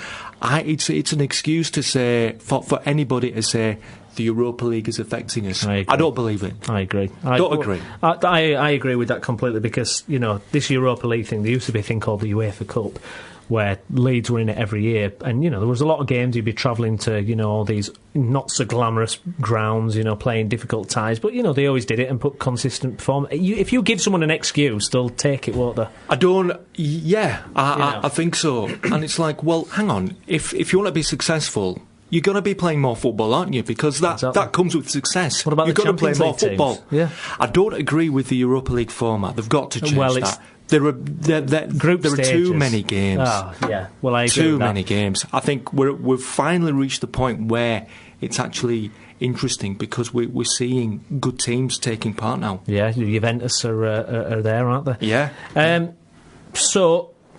Oh, by the way, score prediction. 3-0 Liverpool. 3-0 Liverpool. I've gone 4-1 Liverpool Swansea. Interesting one. Raheem Sterling for Liverpool is on fire, isn't he, at the moment? He's looking as like a candidate for the World Cup.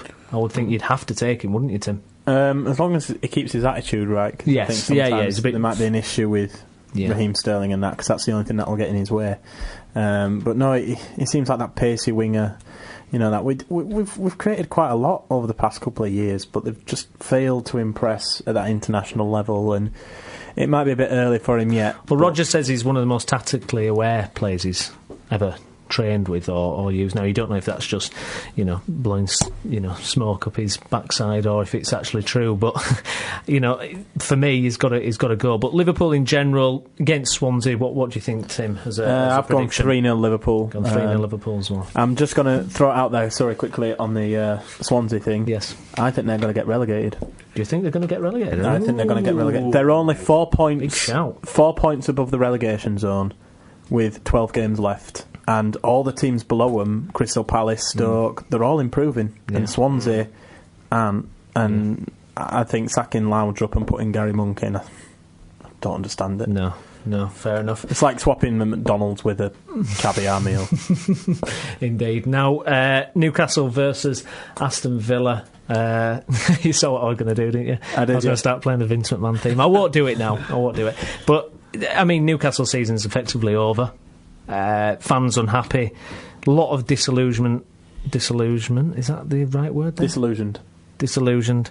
I don't know. We'll figure it out. Tweet us the answer to that. As a Newcastle supporter, Tim, you must be bitterly disappointed how this season's, panned out. What's annoyed me is the League Cup and the FA Cup. Yeah. To be perfectly honest, I think that's the kind of... If Pardew wants to cement his name there, I think he needs to win a trophy. It's been 50-odd years since they've won one.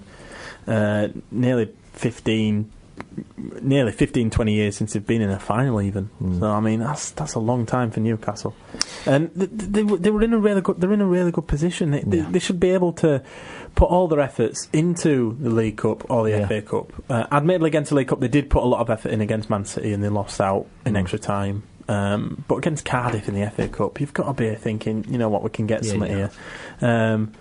But no, they're sat on 37 points. There's a big gap between... there's 9 points between them and Swansea, who were the 28 points. So I think they're absolutely safe for Newcastle. They look like they're already on their holidays, to be honest. What score are you going for against Villa? I've gone for a 0-0, but the Opta stat of the week, by the way, this one, it is the last time Aston Villa won at St James's Park, the Magpies had 3 players sent off, including Lee Bowie and Kieran Dyer for fighting. And that was, do you know what year that was in? Oh, 2001? 2005. Really? Yep, April 2005. Blimey. 2001, what I mean, it was the boy who was at Leeds. Bernard, Newcastle versus Aston Villa. Aston Villa, not a great season. I thought Lambert was going to get it right this season. I thought they'd be challenging for the European spots, but it's not transpired. How do you see that one going? Well, I think Villa are marginally better this season because they were losing so many goals last season, weren't they? Yeah. I mean, defensively they were abysmal.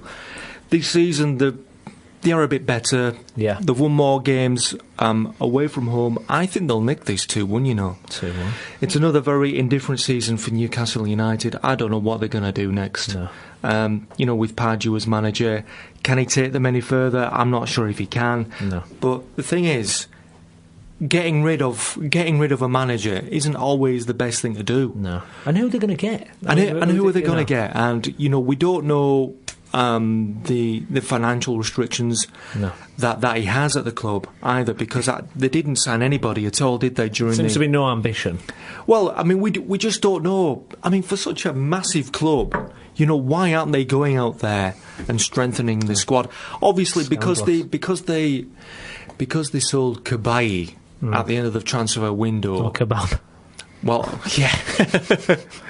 They sold him at the end. They actually did bring in a player on loan, didn't they? Luke de Jong. Yeah. He's vowed to a Dutch player. Repay them. But you'd expect more from a club the size of Newcastle. Why aren't they pushing for a top 6 place, or even? They're big enough for a top 4. It's almost like they're sabotaging their own club, isn't it? I did mention this last week about the transfer window. Yeah. I think the biggest thing was Joe Kinnear getting told to leave, and then making no more statement on it. I think that was it. Because he was brought in to bring in all these transfers, and Ashley's appointments have been terrible, haven't they? I mean, we remember when they got Dennis Wise, and that was failed horribly, didn't it? Yeah, well, it resulted in Kevin Keegan leaving as well, didn't it? Absolutely daft. Bernard, you score for Newcastle Villa? 2-1 for Villa. I've gone 0-0. There we go. So the final game, the 4 o'clock kick-off. We're getting towards the end of the podcast here, aren't we? Is Norwich versus Tottenham. I'm going for an away win there, 2-1. I've heard Prandelli has been linked with the Spurs job, the Italian manager. He'll most likely leave Italy after the World Cup. Not the Leeds job, no. No. Actually, you never know. But I don't think Spurs are going to get top 4, and I don't think they'll keep Sherwood. No. I don't. What do you think? I think at the moment Sherwood's a cheaper option, and it's a filling in, isn't it? I think the way that Spurs are doing it is they're probably looking at the World Cup. We all know that international clubs have a massive overhaul of managers after the World Cup, so it could be just focusing on next season. Let's see if we can snap up any international managers. I think Prandelli's I mean, he did well with Fiorentina. He's got Italy playing a more attractive style of football than they used to. I don't know if that's a great match, though, for Spurs. It seems you're going for a reputation again, which is what they did with Villas-Boas. Bernard, Spurs in general, what do you think of the game against Norwich? I just think that Tim Sherwood deserves his chance. I don't think he'll get it, though. I think they'll review things at the end of the season, won't they? And they'll just see who's available. You know, who can we bring in? But I mean, losing Bale, it's had such a knock-on effect. It was a difference, wasn't it? Well, yeah, and I mean, they signed all those players, didn't they? And it just hasn't worked. It just hasn't worked, and I don't think they're going to finish in the top 4 either. No, I don't. I think they're going to be struggling. Of course, they've got quality in their side, but a lot of players haven't gelled for them, though. No, it just hasn't clicked for them at all. It's going to be a disappointing season for Tottenham, and in fact, I think they're going to lose against Norwich, just to add to their Spurs fans to add to their woes. I mean, they've travelled to the Ukraine tonight to play in the Europa League. Yeah.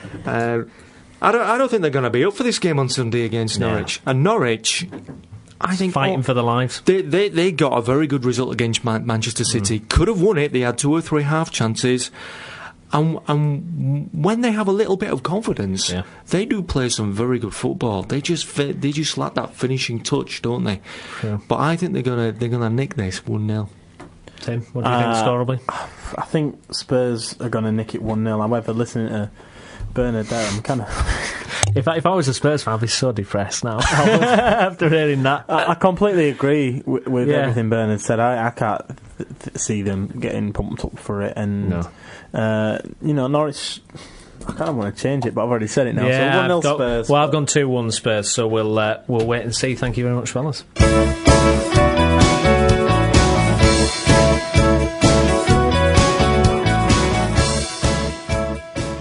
Well, that's all we've got time for on the Route 1 show this week. Thank you very much for listening, and I want to thank my studio guests. I've been Stephen Brown, and with me has been Tim, the Fact Sheet Feather. Thank you very much, Tim. Thank you. And Bernard, pleasure to have your company in the studio. Yeah. Well, I'd like to say likewise. That's some wrestling smack talk right there, if I ever heard it. Thanks. I've really enjoyed it. Cheers. Excellent. We're going to say this together, Tim. Come on. Go on. And that's the bottom line, because... What we're going to say? Steve Brown says so. Fantastic. There we go. A bit more of Stone Cold.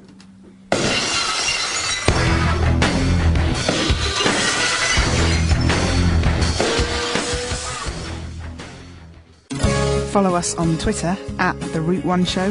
Visit our Tumblr, tumblr.com/The Route 1 Show, or email us, theroute1show@gmail.com.